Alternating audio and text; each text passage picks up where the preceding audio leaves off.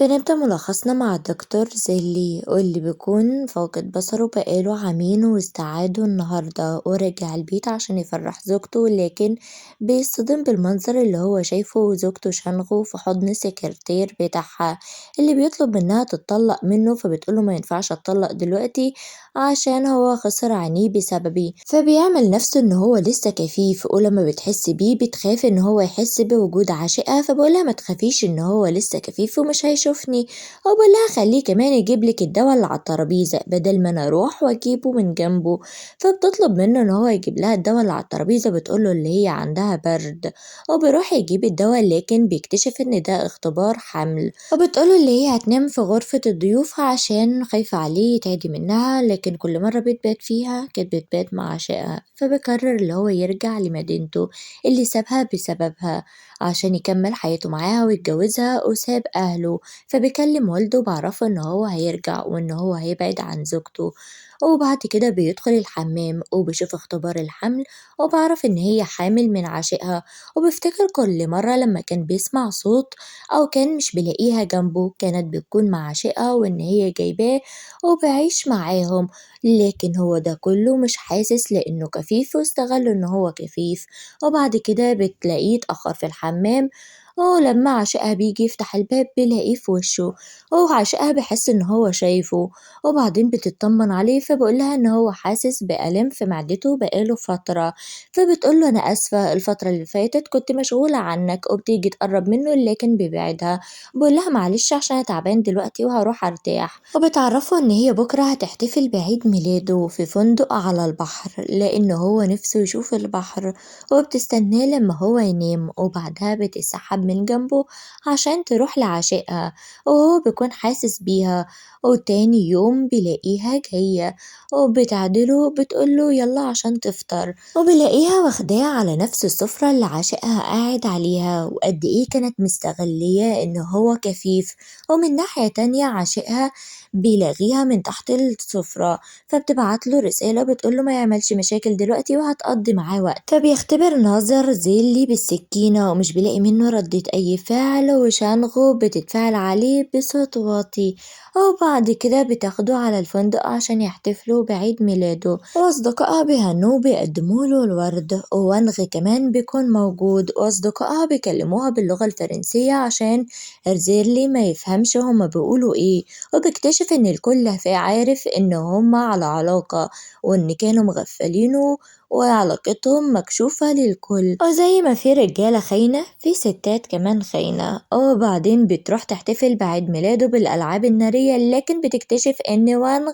كاتب اسمه مش كاتب اسم زيلي، وبتقوله ليه عملتي كده، فبقولها هو كده كده اصلا مش هيشوف فليه ندفع فلوس على الفاضي، وبعدين بيجي حاضنها وزيلي بيكون مراقبهم وبيصورهم، وبعدين بيروح البيت وبتخلص من كل حاجة تربطه بيها وذكرياتهم، فبترجع البيت مخضوضة عليه وبتقوله انت ازاي تروح في حالتك دي لوحدك، ازاي مش تقولي، فبقولها دورت عليكي كتير لكن مش لقيتك وكنت تعبان، فبتقوله انا اسفة كنت مشغولة شوية مع اصحابي، وبتيجي حضناه، وتاني يوم بتكون نايمة في حضنه وبتكلم عشقها اللي بيقولها خليني ارجع البيت انت وحشاني، فبتقوله خايفة ان زيلي يحس بحاجة، فبقولها ان هو تعبان وموجود في المستشفى، فبتقوله ان عندها شغل مهم ولازم تروح وبتجهز نفسها، فبديها ملف بقولها لازم توقع عليه، وبتوقع عليه من غير ما تشوف، وبتكون دي اوراق الطلاق، وبيسيب لها فلاشة في شاشة العرض وبياخد شنطته وبيسافر، وبعدها بنشوف وانغ عشقها بيكون بيضحك عليها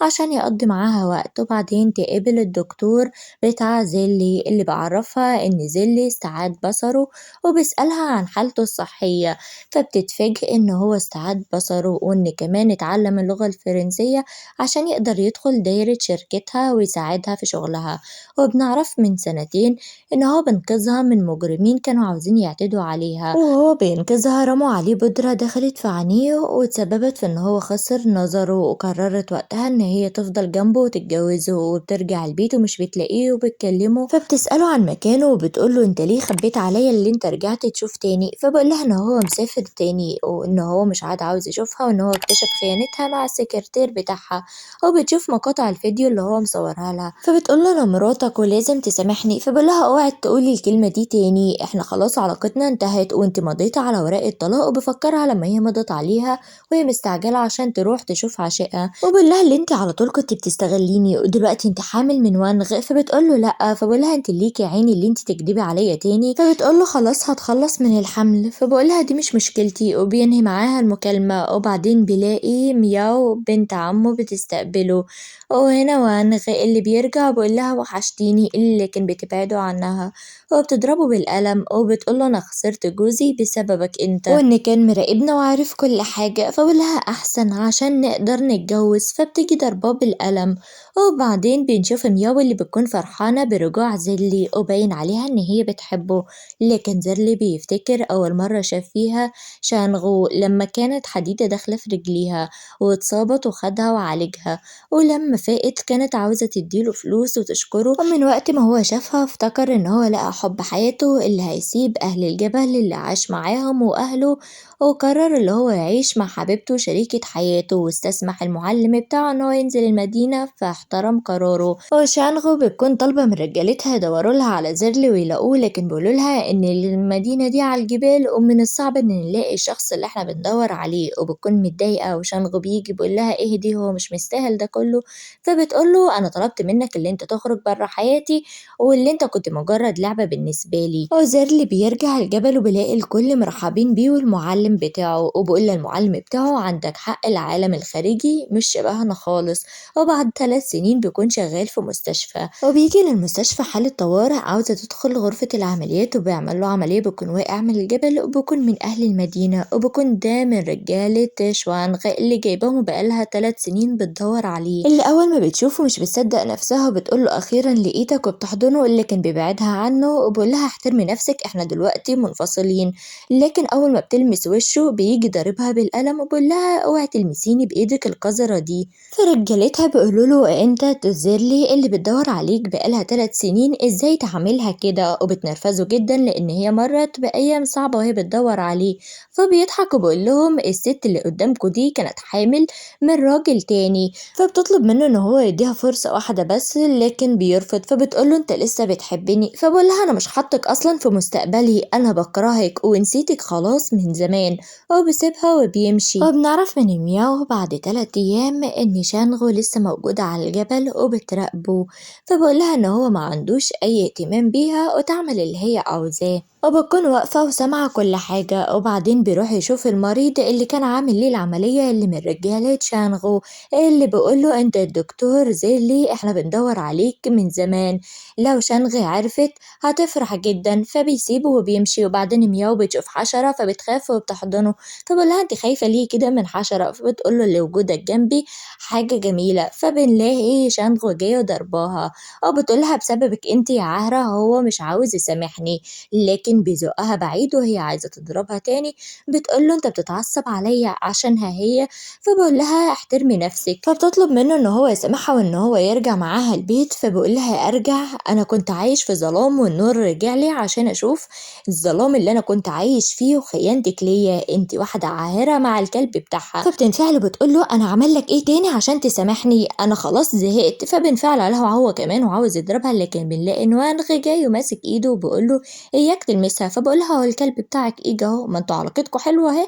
فبتضربه بتقوله ايه اللي خلاك تيجي ورايا؟ انا قطعت علاقتي بيك، انت السبب في ان هو سابني، انت مستحيل تاخد مكانه. فبقول لها بلاش تمثيل قدامي، انتوا علاقتكم انتوا الاتنين زي بعض وانتوا الاتنين كلاب. فبقول لها انت سامعه هو بيقول ايه؟